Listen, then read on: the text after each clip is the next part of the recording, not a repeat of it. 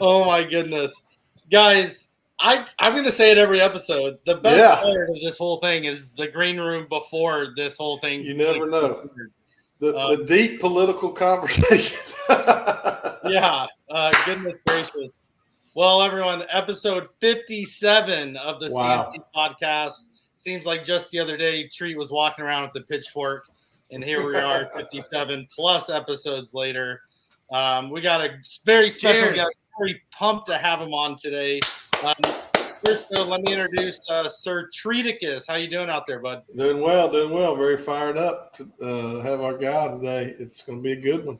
It is going to be a good one. Hopefully, you're staying safe with all the weather. There's some crazy weather coming down from the crazy south. Weather coming through. We're good so far. Good, man. I am KingBrett, the king of queso. You can call me Mr. Cheesy if you want. I'm fine with that. I don't care. I'm just trying to bring some good content to the world out there.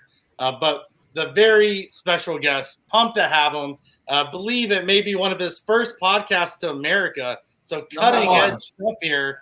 Oh my goodness, Sir Matt Roth. How are you? Yeah, welcome, Matt.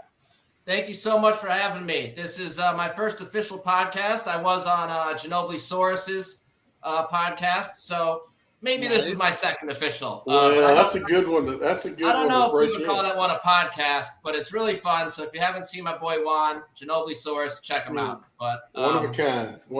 He is delighted to be here, and I really mean that. So thank you for having me.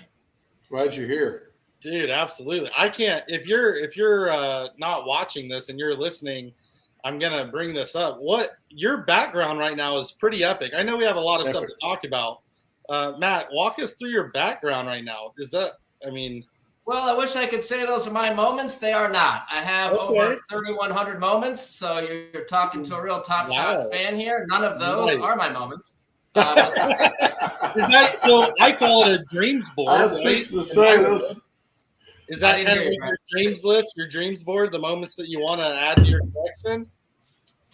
Yeah, I would at least like to have the common versions of those in the upper left-hand corner that are my who knows what side it is for the viewers, but the Steph Curry legendary, that's a parallel, I think, of his debut, which is pretty sweet. I used to kind of not like his debut that much because it's an assist compared to a three, but it's still a cool play. It's a nice assist. It's fairly scarce, right? There's under 1,000 copies. And it's his first digital or licensed digital basketball card ever. So, I would like to have that. It's a cool one. Something about Steph Curry in Series 1, he only has 2 Series 1 moments, if I'm not mistaken. Well, across different tiers, he has more, but he has just two, what should we call them? Plays? 2 moments, Sure. So he has that assist and he has a 3-pointer. The 3-pointer is actually a really cool card. It's around, I think, $25 or $30 right now. So if you're looking for Series 1 cards to maybe buy and hold on for a while, hey, what's better than a Steph Curry 3-pointer? His only 3-pointer in Series 1. So there you go. Yeah. 3,100 moments. That's impressive. I caught that number 2 there. Yeah, a little bit more. I've been buying them. I like a lot of the archives. They're really cheap. And not to pat myself on the back too much, but those moments, Chris, those are hand-picked from the market. Those are not from packs that I opened and hey, I've just been buying packs the whole time. Oh, nice. You know how many moments out of those 3,100 and change are from packs? I don't think there's a single one. Really? I don't think a single moment out of those 3,100 is from a pack. So, this is record breaking. Yeah, there we go. Now we're talking. Ready, go. I've never heard of that strategy. This is I really like it though. Yeah, and I'm not like the most strategic. I don't keep like Excel sheets. Don't really need to when you have LiveToken. Shout out LiveToken. For sure. But hey, collect what you love. So I have some stacks of players. I've got about 130 or 40 Diana Taurasi debuts. Wow. WNBA too, not that just probably NBA. aren't even worth a fraction of these cards behind me right now. But I like them; they're cool, and just getting into the moments I have. And to the point of the stacks, that's an example of one of the stacks. I've got plenty of stacks of 15 or 20. So again, I kind of just target cards or moments that I really like and take it from there. Wow. Now the stacking, that was bigger early on, right? People were stacking. I love to stack the rooks. I've got a pretty solid stack of Grant Williams Top Shot debut. I know you do. I've been looking at other stacks because the market right now is really nice for stacking. Yes. Yeah. So I've been looking, but it's tough. There's so much right now I'd like to buy that it's tough to decide. I could stack 10 of one thing or get a couple of another moment. So I'm kind of torn. I've actually not been buying because I'm just so torn. How much time do you guys spend on LiveToken or on Floaty? Because I'm addicted because on LiveToken, they get listed in real time. Yeah. And they partnered with Floaty, I want to say maybe, I don't know, in March. So fairly recently. And so since they've, I'm sorry, 1 second. DJ, I told you I'm on the computer. Sorry about that. No worries. We love DJ. Yeah, family crew. So anyway, since they've partnered since lost my train of thought. Since LiveToken and Floaty have partnered, now when you click buy on LiveToken, it takes you directly to Floaty to purchase. Right. It didn't do that earlier. What's my point?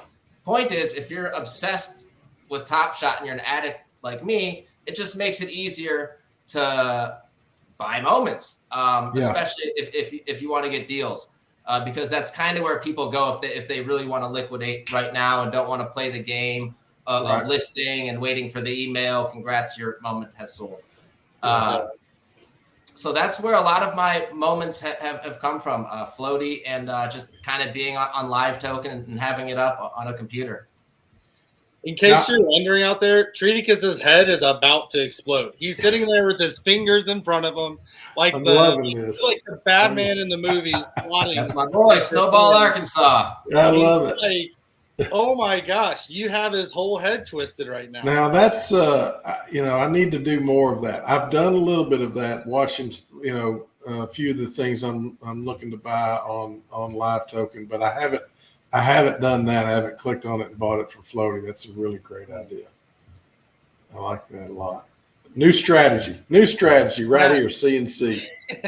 Shout out to Floaty. Yes. You say that, and it's something I feel like the longer you've collected Top Shot, the more that you've gone through so many different strategies on the right way to collect Top Shot. Yeah. And I love the statement you made earlier.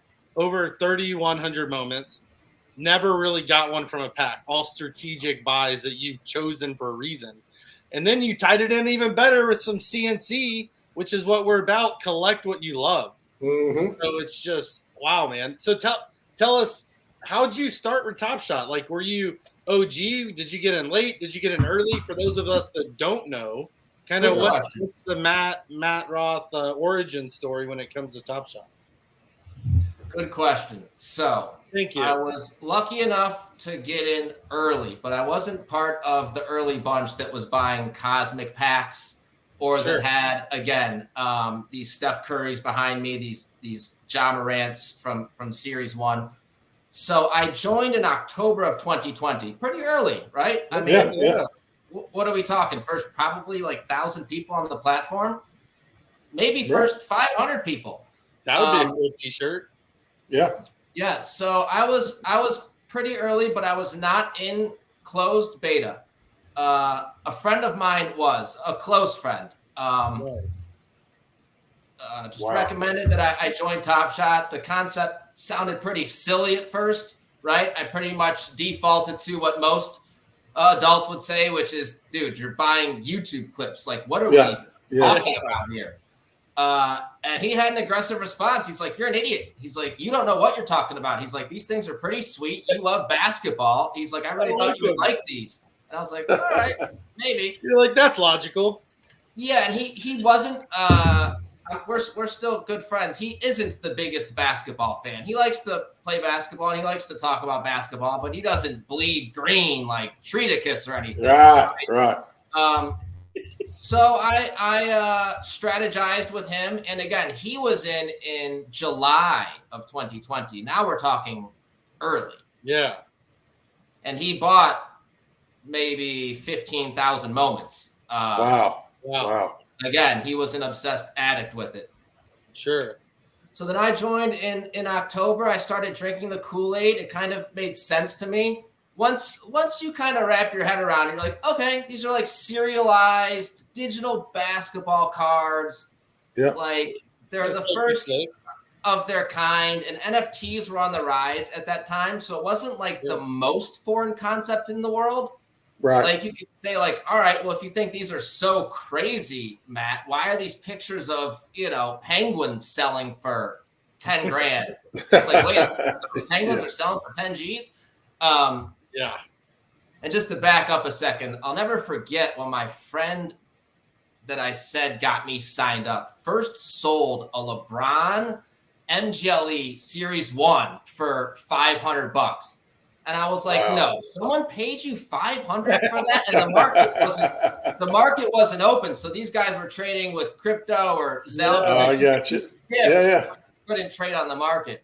He's like, yeah, the guy just sent me like $500 in Ethereum. And I think that's when the light went off. I was like, all right, I'm signing up like today. And he's like, no, you can't because it's closed. So you gotta wait until October. And so I signed up right away in October. I bought some packs. The packs were pretty much dust. I was paying at the time, I think they were $24 rare packs for Series 1 MGLE. That sounds horrible. Yeah, right.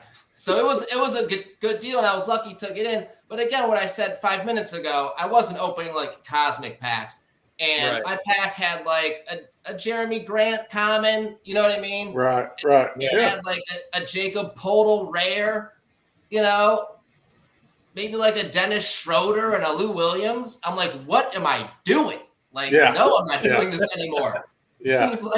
He's just like, buy more packs, like keep buying packs or whatever. So I keep buying the packs and I keep ripping the packs, and it was like a month in or something. And I remember texting him. I'm like, you're such a moron. And it wasn't big money or anything. I'm like, I can't sell these things. I'm like, what are we doing with them? I'm like, I want to cash out. He's like, well, you can't cash out either. He's like, there's no real way to like get your money because they didn't have a wallet set up, right? Sure. Sorry if I'm rambling, but no, it's good. Going back to that story. time, and reminiscing and going down memory lane. Like the thoughts aren't all like completely in chronological order. So sorry for the digressions. It's good stuff. Anyway, so I remember my buddy, and again, this isn't just any old friend. As we get older, we only have 5 or 6 guys that we're still tight with, right? That we talk to on a regular basis. Like this is one of those dudes. Like him and I are close. And this guy has like 1,000 cards at this point. I'm thinking like, damn, is he in on like some early like crypto token that I'm really gonna regret not buying? Because I'm not some Bitcoin billionaire, but I've been around crypto for a long time, dating back to poker and Black Friday when the poker sites got shut down and we had to play poker in Bitcoin to get our fix in it and to play poker. Wow. Shout out to Seals with Clubs. That was the website. Again, sorry for the digression. Again, so my friend had about 1,000 cards. He's getting serious about it. I'm starting to get a little FOMO. Like, all right, maybe I should take this more seriously. It's starting to make a little bit more sense. It's starting to click. Right? It's like, all right, these things are easy to trade. Like I collected in the past. This is just some of the cards I have. I've got tons of cardboard cards. Like I was hooked as a kid. Oh, dude, I would collect shiny rocks. I was hooked. I was a collector. I would go to card shows, right? Not sure if you guys ever went to card shows. Yes, of course. So I started getting the hang of it. Say it again, Brett. I said, even as an adult. In fact, side note, and then continue, one of the biggest card shows in the United States was in Dallas, and they had people come in and rob it this year, which is pretty nuts. They had people insane. And then the caveat to that is the police force where it got robbed is advertising even way down in Houston for more police officers, and their starting salary is $110,000 a year. Dang. How do you not have people applying to be a cop here? Like, what are you talking about? Well, did the convention maybe not want to pay for the security? I don't know. I don't know all the details. I just saw it's been kind of all over the news as of late here in the Dallas, Fort Worth area. Wow, I didn't know about this. Yeah, big collectors. A guy lost, I think, like $6 million in cards. Damn. So it's pretty crazy. But even as an adult, I still have been to card shows or different things like that. So not to derail your derailment. No, so yeah, and so you're buying these early packs, can't sell anything, and you're not getting anything in the packs that you really want to keep, right? I mean, that's kind of Pretty much. And so I never pulled a Series 1 LeBron. So just back to the original question in terms of like my origin story and how early was I? Well, I never pulled a Series 1 LeBron of any sort, let alone a debut or an MGLE or any kind of rare. Sure. I never pulled a Series 1 Luka Doncic, let alone a debut. I think I did pull a Ja Morant, his shimmy, which is a really cool card, his steal. It's not his debut. No, it's a great, that little dance he does is awesome. Yeah. So Chris, please continue. But I was exactly that, buying packs, and the players were nothing to brag about. And but you still, that collector thing got you. You was there something specific that you kind of a moment or a series, a set that got you thinking, man, I got to have more of these? It was the concept, actually, that just really started to make sense to me. I'm thinking, okay, everything's getting tokenized. Like, this makes sense for there to be digital sports cards. Versus when you first hear of it, you're just right away again thinking like, wait, why would I buy a YouTube clip again? Like, I can watch it for free. And I liked the challenges, Treaticus. I know that's kind of like a polarizing subject. Some people love them, some people hate them. But to me, it gave the idea merit because it differentiated digital cards from physical. There's no, I can't game with these. I can't run challenges with these. And if I don't want to play the challenges on Top Shot, I don't have to. But they had some pretty sweet rewards in Series 1. If you look back, I believe that Kevin Durant debut was a reward from the Run It Back set. Oh, wow. And that was one of the packs I got. And again, I was not thrilled, guys. I got, maybe an Anderson Varejao in my pack, and I'm a huge Cavs fan, but still, like, never in my life did I think, like, I need to buy an Andy Varejao collectible. And the moment— I got a lot of those in my collection. Yeah, exactly. It wasn't a strong set of cards, that Series 1 Run It Back pack, or the Series 1 Run It Back set. So in hindsight, of course, it was a great deal to be able to buy those packs for whatever they were. I think they were, I don't know, maybe $200. But again, for something that hadn't really gained traction mainstream, spending, even if it was $120, $150 for a pack of cards and getting that Andy Varejao, you're thinking, wait a second, this doesn't really add up. Yeah. And so it took it, and then it takes off, right? Obviously nobody was prepared for that crazy spring. And I got in, right? I got in right before that, and it was insane. It started to gain momentum though before it went straight up.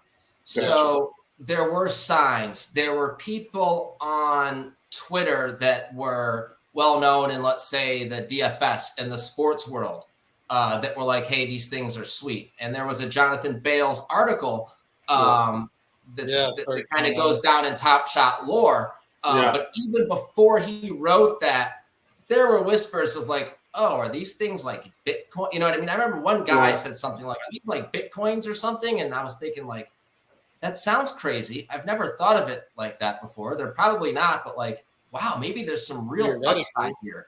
And other cards, Chris, like physical cards, because of the time we were in, because of COVID, and everybody was at home, physical cards started going up in price as well. I remember asking my mom, like, hey, do you have any, can you check the attic for me? I was giving her a hard time. She's like, you have nothing in the attic. I'm like, please go check. Like, we'll do a video call. Like, I'll help you. Like, we'll sort them out. She's like, I'm not doing it.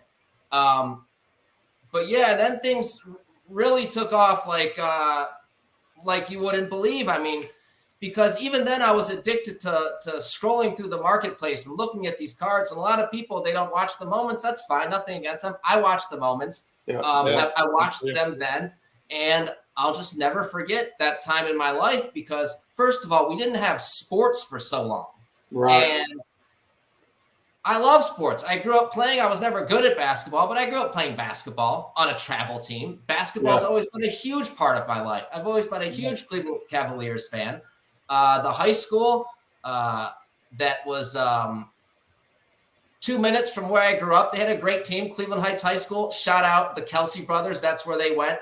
Their podcast is actually called New Heights because they went to Cleveland Heights. And they had a great team. I drove all the way down to Columbus, Ohio to watch them play in the state finals when I was in like fifth grade. Again, just to underline how big of a basketball fan I was. I played football my whole life. I was actually decent at football. Started playing tackle when I was in, fourth grade. I boxed. I ran track. I threw the disc. I high jumped. I wrestled for a couple years. I wasn't any good at wrestling. Brett's a wrestler. I played baseball, right? So just like kind of back to Chris's question, which is basically like, why did you stick with this stuff, Matt? If all you're doing is pulling Jeremy Grants and Andy Varejão's, what made you keep interest? Just kind of the fact that I love sports and I have collected, and I'm a gambler. I'm a poker player, so was willing to kind of take the risk. And I had sold not so many. Let's just call it a half dozen altcoins in the past, where if I had done nothing more than just hold the damn things, I would have made a ton of money, not because I was smart, just because I was right place, right time, and gambled on the right asset. So there was also that FOMO that thought like, I don't want to be one of the first 500 people and like sells my cards and walks away for $125 and be short-sighted. So that's kind of what kept me. I like it. So, do you remember the first moment, the first card, as you say, that you were like, I'm buying this one. This is the one I want. Like, what was that when you were like, I'm stopping with packs, I want to buy stuff I love. Like, what was that? I mean, the first moment that I spent real money on that I was like, oh, this is the coolest thing of all time, and you'll like this answer, was the Luka debut. Let's go. That's a good one. I don't like the answer, Matt. I love the answer. Let's go. So, I still have it. Nice. I sold a bunch of the stuff that I collected in those early months of October, whatever. Yeah. The 3 months that I was in 2020, and even January of 2021 before things had went completely straight up. Point being, I sold those moments. Instead of cashing everything out, I spent good money on some cards, one of which was the Luka that I always just kind of thought, like, I got to have this. He's the future. He's going to be around for 20 years. But I paid a hefty price. I still have it. I paid, I want to say, $8,000 for that thing. Sure. What is it now? $250. Yeah. So Wow. Yeah. That I bought this. I really wanted the Zion debut. Again, sorry if my thoughts are kind of out of order, but I got that when it was around $20 at first, or $40. And keep in mind, I was just buying $1 or $2 cards for maybe the first 60 days or something. So to buy a card for $20 was kind of a big deal. Or maybe I bought it for like 80. That card went to $10,000. Wow. That card went to $10,000. And you're like, I should have bought 5 of them. Yeah, exactly. I did. I sold a few of them. Nice. Yeah. And then I bought my last one. I thought I was a genius. I kept swing trading them, and then I finally bought one and ended up holding the bag, which I still have. I think I paid like $7,000 for that, and it's like $100 card now. But that doesn't matter. That card's a sick card. You asked me which card I like. It's a really cool block. I really liked Zion. Yeah, it is. Yeah, unfortunately, he's been hurt too often. Yeah. He was just historically great right away. And as you guys know, in basketball, when these guys come in and dominate at 19 or 20, they always end up being Hall of Famers. Mm-hmm. They never end up crushing and being historically great from like 19 to 21 and like tail off. Maybe they get hurt. Maybe they do some dumb stuff off the court, but it's never like, oh no, we were just wrong. They were putting up numbers when they were 20 and they just weren't good. That never happens. Yeah. So the fact that Zion was shooting like, oh my God, from the floor, it was insane. He was breaking Shaquille's field goal percentage records. Yeah, he was unbelievable. He was so dominant. So dominant. Yep. And I don't want to shift the conversation to criticism of Top Shot, but just in their defense, it didn't help them that Zion and LaMelo started out with so much hype, and then LaMelo's turned out to be goofy, kind of. He's always hurt. You know what I mean? It's like, all right, so we having a LaMelo Ball rookie card isn't the coolest thing in the world because he's you know, he's got all the talent, and he's, in my opinion, his ceiling is still on Jupiter. He could be really, really good. Does he want it? Man. Well, and you know, like just like you said with in their defense, nobody could have foreseen any of the stuff that's going on from this time, COVID, NBA shutting down, these players that we were all like, oh my gosh, I got to own one of these because it's going to be, he's a Hall of Famer. And even to where we are now, where it feels like the platform is strong in the sense of I'm having a great time on Top Shot. I got friends from all over the world that love the NBA. Fast Break seems to be extremely popular. The moments, the curation, everything is really, really cool. It's just that everybody gauges it against that 2, 3, 4 month period where there was insane amount of money being made, right? I mean, it's just not.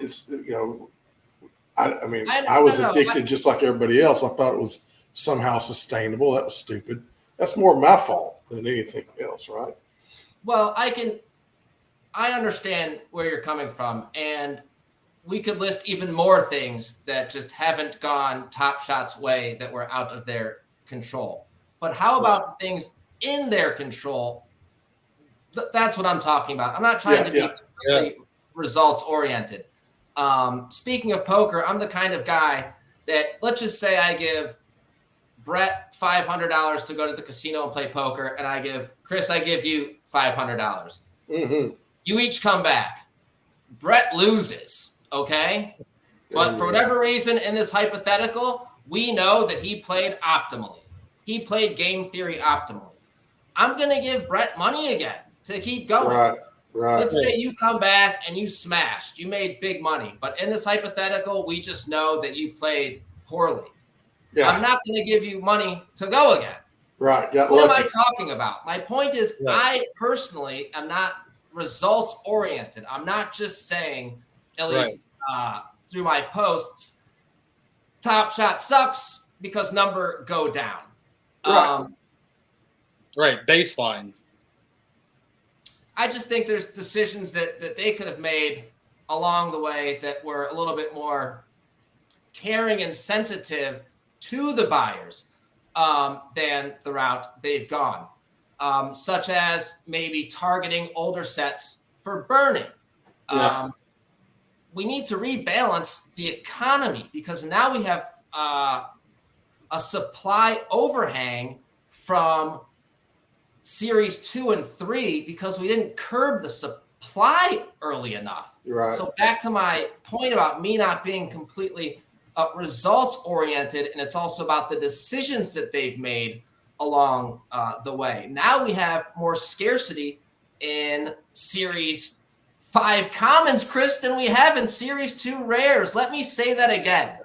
Hold on. Let me say that again just to make sure I'm not crazy and I didn't say something that's incorrect and you can correct me. We have more scarcity in some Series 5 commons than we have in Series 2 rares. And why don't we just go back and target those with burning? It's not because, well, Matt, burning's a foreign concept. We're not gonna burn these assets we made. They are burning. They just ran like 30 burns in a row for these playoff cards, right? Yeah. So that's my whole thing. There are things in their control that, in my opinion, at least, Chris, they don't do. Now, you're right. They have listened to us, and they did curb supply.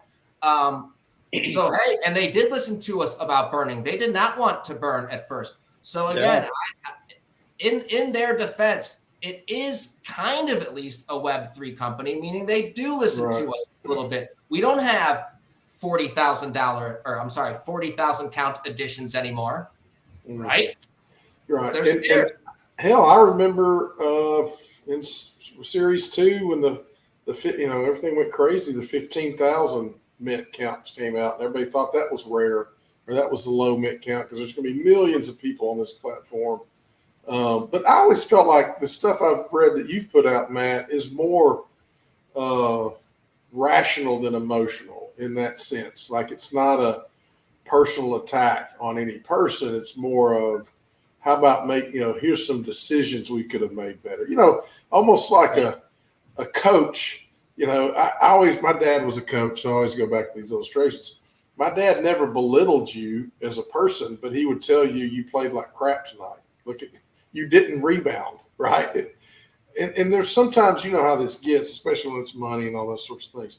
There's just kind of this emotional piece that I think, for me, sometimes folks might have good criticism, but it's just packaged in such a hateful way. I don't want to listen. But your stuff is more measured and more thoughtful, in my opinion, the stuff I've read that you put out there. I appreciate that, Treaticus. I really do. And I think that the Top Shot brass, they know that I've signed up 50 friends and family. Yeah. When I say this on Twitter, I've probably typed that out, patting myself on the back more times than I should. But that's my way of telling everyone, hey, I'm in the Top Shot gang. Here. Yeah. It's been over 3.5 years. I'm still buying, right? And I do compliment them. Everybody just dumps on NFL all day. I point out how cool those cards are on NFL all day. I don't say that just to be nice. I point it out because I think they're sick, man. I watch those throwback cards. I love football. I played football. With the sound, I can actually sit down and just watch those things in peace for 30 minutes, and I enjoy it. Shout out to, I think his name is Jay Aycock on Twitter. He's a big NFL all-day fan, but I digress. Chris, thank you for that. I do like Top Shot. I try not to be too negative. Sometimes I am. I try and never direct it at someone personally, and it's almost always about supply and demand. I must have complained 8 billion times on Top Shot. Do you know how many times I complained about them being in beta, which a lot of people always make fun of them for? Zero. I never made, not one time. You know how many times I complained about not getting a pack? Some people say, hey, this is supposed to be a card store. Only, the whales or only so-and-so gets packed. You know how many times I've complained about not getting a pack? Zero. I complain about supply and demand because when I joined, part of the reason that I fell in love with it and drank that Kool-Aid, and the reason it clicked with me was because it was like, hey, these are scarce, serialized basketball cards. And I understand they're going to keep making cards. They're not going to completely stop.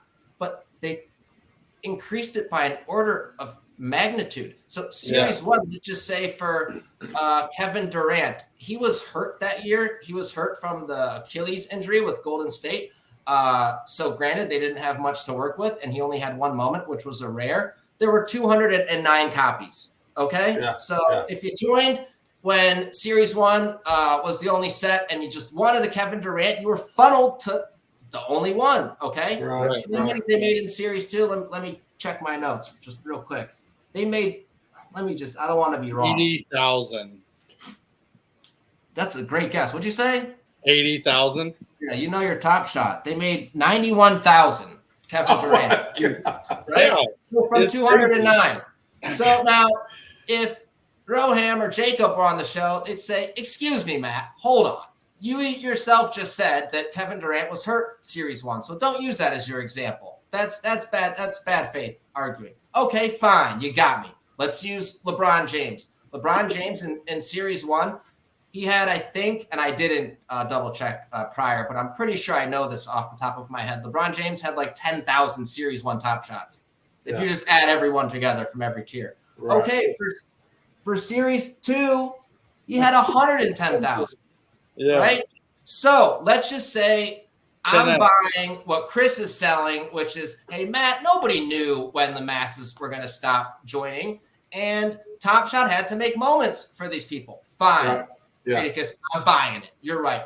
But why haven't they then targeted those moments for burning since then? Right. And again, if the answer were, and I would disagree with it, but if the answer were, buddy, we don't burn stuff. What don't you get, Matt? If you want to burn moments, start a company and burn the moments. Even though I would disagree and would scream from the rafters that I disagree, it would still like kind of make sense, right? But they burn every day. They actually have leaned into the burning. God bless them for that. They haven't wanted to, but they have. So all I'm saying is shift some of the attention away from the 30 straight burns you just ran for the playoff cards. And hey, maybe throw like 2 burns in for some seeing stars. And everyone's like, Gah!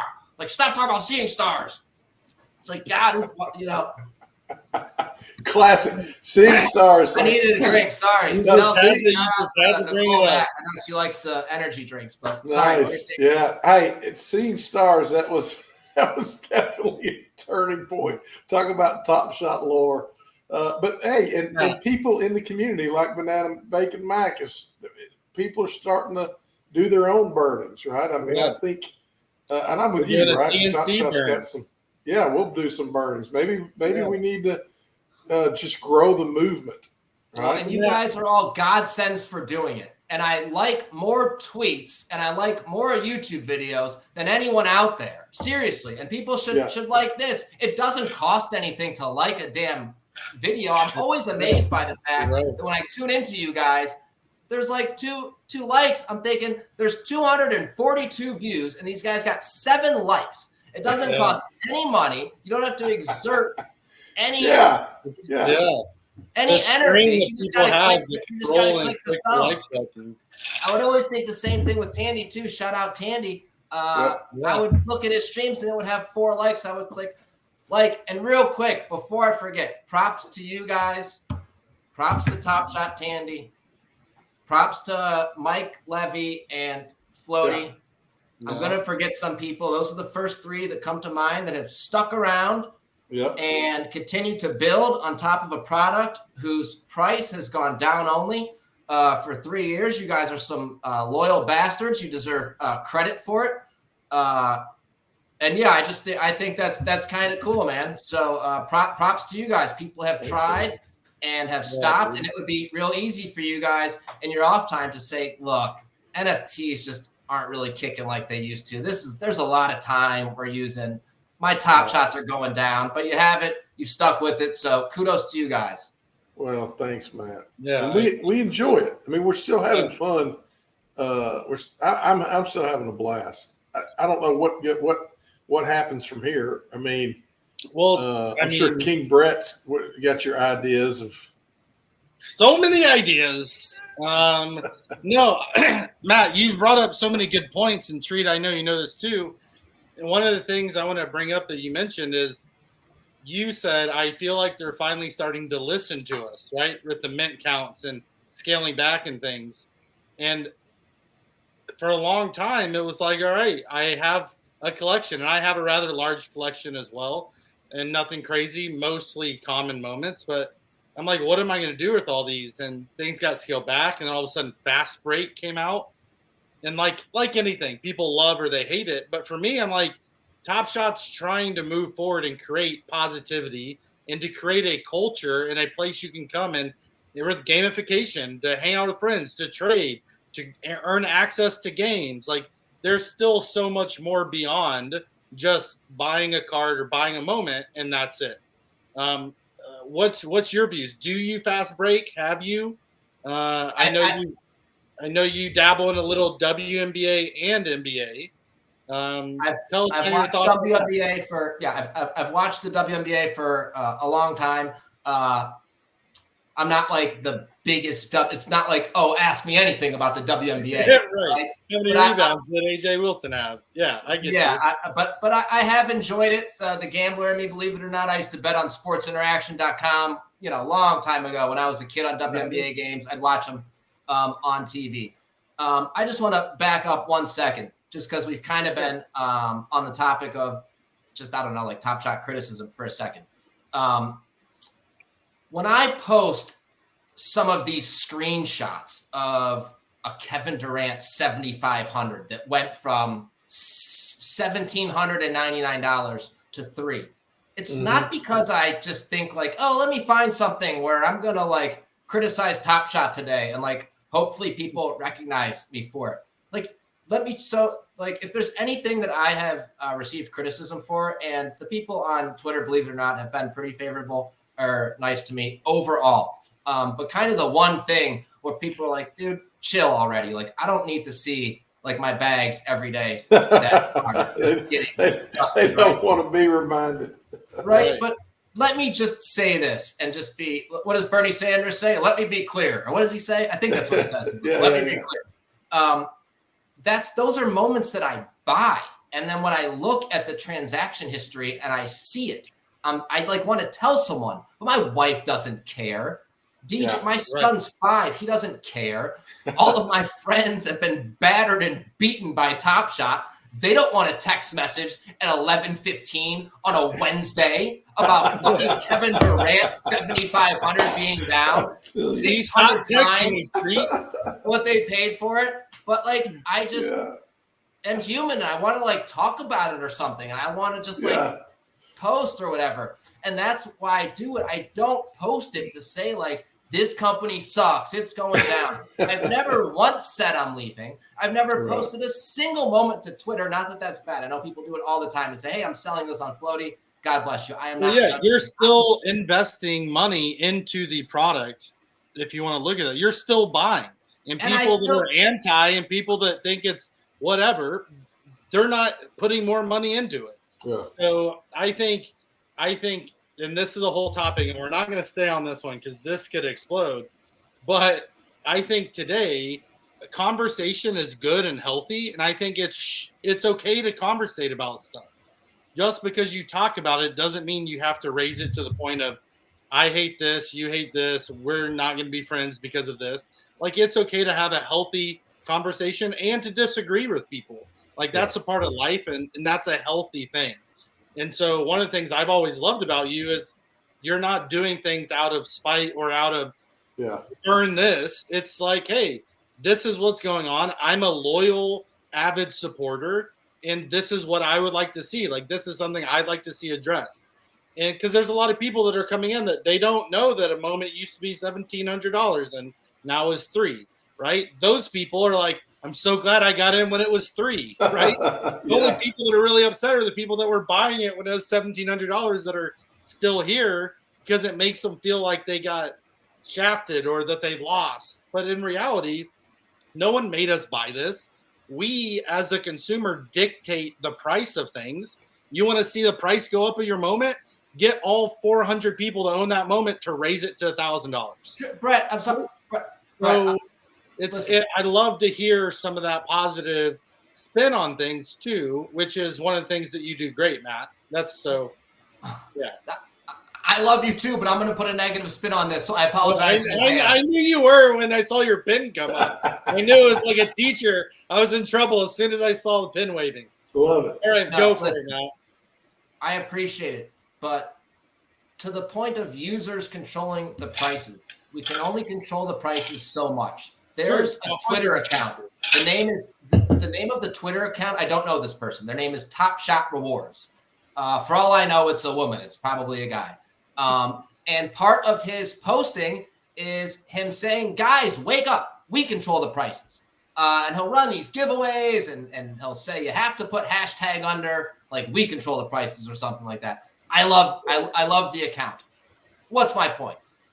Let's say we're in high school and we've got a pound of weed or whatever. Sure. Whoa. We're going to control the prices a lot better if we have a pound than if we have 100 pounds. If there's 100 pounds floating around our high school, there's only so much we can do. Yeah. Well, I can do a lot. I can do a lot.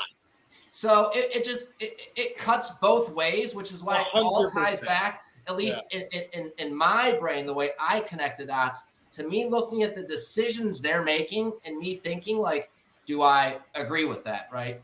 Is that something that I would do if I were Roham? And I'm hesitant to be too critical because I don't know what goes on under the hood there. Like, I don't know who the final arbiters are. Do you? Right, and that's part of the mystique of people's confusion, right?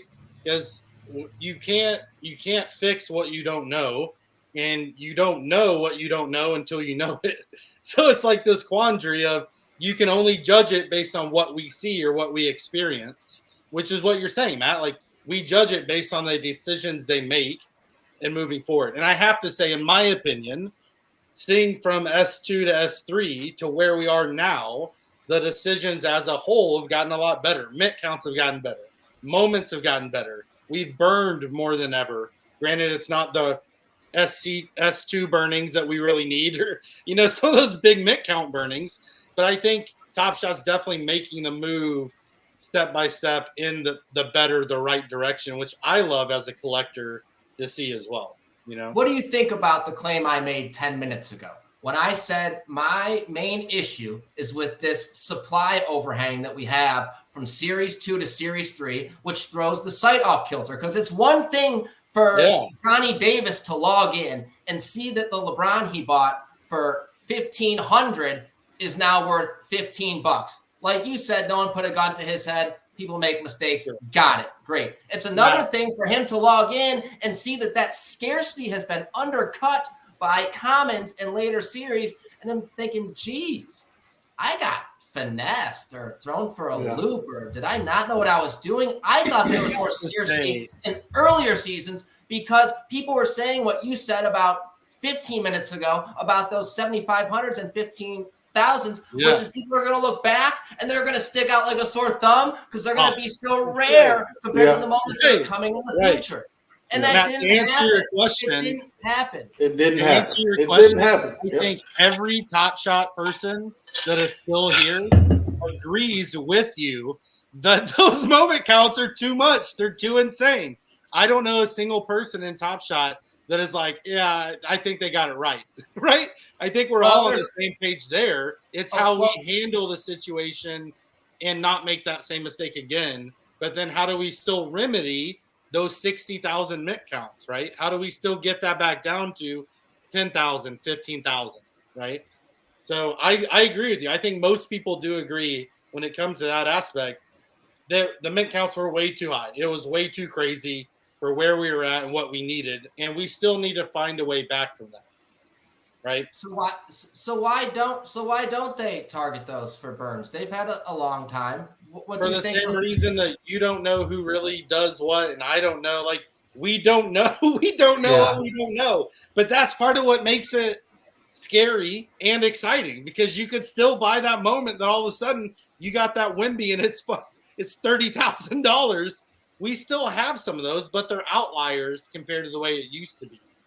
But I also think, and Treat will probably agree, because I know now is the time. It's like, the stock market, things go down. That's when you make your money. Like right now, there's some things that are just amazing moments that are a steal of a price that are $3, $5, $10 even, that, like you said, used to be crazy. That right now, that's what I'm trying to get. I'm trying to get the grails that I could have never afforded back then and add them to my collection now when I can.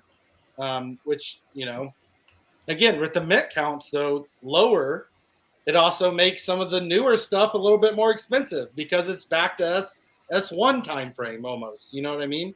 So it's kind of this circle we keep coming back to, and hopefully we stay at the low mint count part and we continue to move forward from there, and find a way to get rid of some of those lofty mint counts that are still out there. Do you know what I don't like? Oh, go ahead, Matt. Go ahead. I'm sorry, Chris. Go for it. Well, I was just going to say the other piece of it's this: where are the where's the next wave of customers, right? I mean, I think we've settled into a group of people that love basketball, love the NBA, and love collecting. Like I really enjoy my collection. That's why I'm going to stick around. And I really enjoyed meeting you guys. I mean, I would never met you guys otherwise, but I feel like I know these people and I've got these connections, and it really helps me enjoy the game of basketball or NBA for sure. But that's always like, where's the next? The first wave came in, and I think it was the money, right? I mean, I really do. I think it was this, wow, even though I wasn't as early as you, we all felt like early. Like we finally, I'm one of those people that got in here early and I'm going to make all this money. Well, that day's gone. What's the next wave of customers? Let's burn everything. Let's say we burn everything. We get the supply and demand right.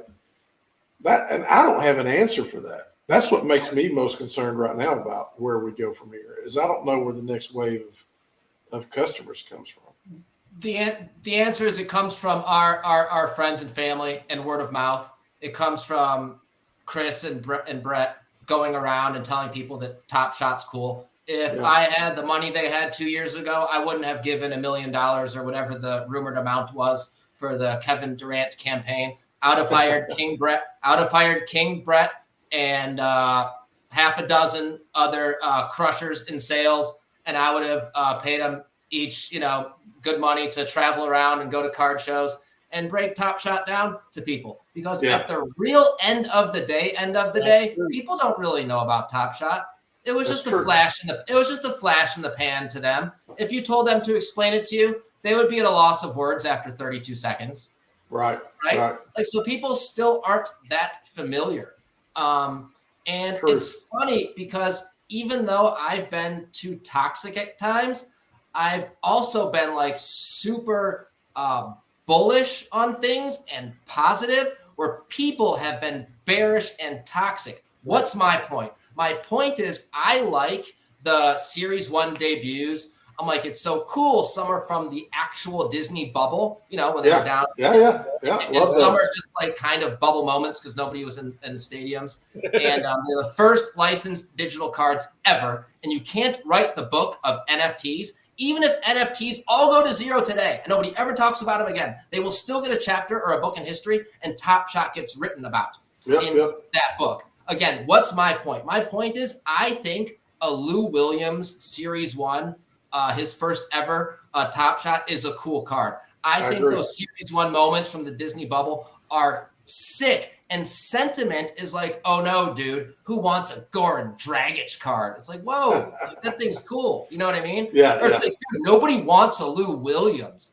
It's like, so that's where I'm going with, like, in some cases, I am actually more positive and bullish than the common Top Shot man.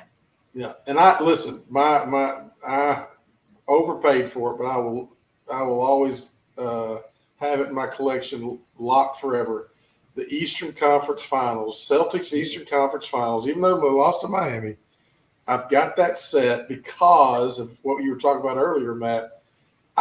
When they brought the NBA back in that bubble, like, it was an emotional thing just to have something in that time in my life where, it just was such a depressing, everybody was down. I loved that bubble playoffs. It just, we all hung around just like, this is the thank you. You're giving us something. And I appreciated all those players and everything that went into making that happen for us as a fan base. I mean, again, that's the sentiment around that Series 1 that'll never happen again, right? I mean, it's so cool. It was amazing. I live in Los Angeles. My wife worked through the entire pandemic. Wow. I've always been a gambler, and I have my Kings of Cardio website. My wife is just like a super square, normal person, hardworking Korean. Perfect couple. Exactly. Worked all through the pandemic, and I had a toddler with me the entire time. And I'm watching Browns highlights, to Chris's point, from the 90s and 80s because we had nothing to watch. And Right. I'm not the most religious, but I'm praying to God that the NBA comes back. And every day the talk shows are so frustrating because the theme of every show is, well, is the NBA going to come back? Are they going to test? How many people are going to get tested? Are they actually going to play? And I don't know if you guys remember. I'm sure you do. But there was like a month leading up to it. Like, will they play? Won't they play? What will they have to go through? Which players will play? Will some teams bow out? I remember the Clippers weren't too happy about it. So, yes, I am all in on what Treatic said about I will always remember that time in my life, especially when my TopShot account went up 200x. That added to the fun. And I could only sleep like 3 hours a night because everything was only up. So after being with, I'm not the most patient, but I had to raise a baby, an infant. So that was like a gift from God. I'm like, is this real? Like, I'm trading digital basketball cards now. Like after this pandemic hit, like this is such a reprieve. So yeah, we all wanted to see those games. And that's cool. You still hold that card. And it really frustrates and tilts me that like, even with good players, people are like, why would anybody want that? It's like, so we only want Wemby. We only want Caitlin Clark rookie. We only want special cereal. Shout out to Josh. He's the man. Yeah. But if the special cereals of Series 1 LeBron championship cards are the only moments that matter, the site's not going to be around in 5 years. Right. There's just not going to be enough interest if there's only 12 cool cards on the whole site. Some people would counter with, well, that's how it works in the sports card world. That's not true. A, that's not true. B, TopShot users get a bad rap. It's like, oh, they're only in it for the money. What do you think the sports card guys are doing? They're not reminiscing over the good old days. Remember that game in 1968? Yeah, Albert Bell had 50 doubles and 50 home runs, and they're. I went to a show a few months ago. I think I just said that a while ago. But yeah, I went to a show. Everyone's hustling cards and trying to trade up. You know what I mean? There's still some love of the hobby and whatnot, but it's not completely different from TopShot. So to Chris's main point, where's this second wave coming from? I think it's from good word of mouth. I think it's really difficult to build on top of this toxic base. Or let's take away the word toxic. On top of this base that whenever anybody asks those people, it's, oh, I got crushed, right? Yep. So when I say Series 2 needs to come back, I'm not hoping to make $7 on my Seeing Star. Yeah, right. Because I sincerely think that would create so much buzz, or at least more good publicity and goodwill for at least some of those guys not to feel so foolish again when they log in and see not only are their moments down by 10, 50, 80 times, but the scarcity has been undercut too. Their head swirls. They're like, wait a minute. Jeez, So and TopShot has their wallet set up. They have their emails, right? Yeah. That's kind of where the good news is I think things are going in a positive direction. True. They're trying to do the right things. Just like here at C&C, we're trying to do the right things and bring the positive vibes and introduce people within our community to our other community members. Because now I've seen your posts and watched your posts and read your posts, and it's so cool to finally get to see you face to face and have a conversation and, get to meet the little one over there pimping what was that, a love jersey? He had a I love it, man. I love you guys too. Yeah, dude, it's great. I love the passion, Matt. I please continue, man. Continue. Let's push this burning. Let's get this thing right, and let's. I love that. Let's welcome the folks that got burned or whatever are still frustrated. Let's figure out how to get them back as far as have some better feelings about the product, and then let's welcome in the next wave into something really healthy and fun. All right, let me finish with this. Yeah, last thing, and then we got to wrap it up. We're almost at an hour. It flew by today. That's for amazing. Sure. I could go for 4 hours. Thank you for having me. I just want to say, in the words of the great Steve, Intangible ETH, he once said calmly, just treat the market and the users with a little more care. It's a sensitive, primitive market. Treat them with a little bit more care. So if we do have to pivot off of ideas in the name of, hey, we're trying new things out, we're iterating, this is beta, fine. But just try and clean it up a little bit. Show them some love with maybe a burn or two for those cards they stacked because they thought they were getting X reward and they didn't. Right. Well said. Well said, Matt. Episode 57, C&C Podcast, Retreaticus, Matt, myself, KingBrett, and just be like us. Treat everything with a little more care. Everything will be a little bit better. Love it. Peace out, fam. Had a great time. Thanks, guys. Great show. Appreciate you. Cheers, Matt. And tune in next week for a new episode of the C&C Pod.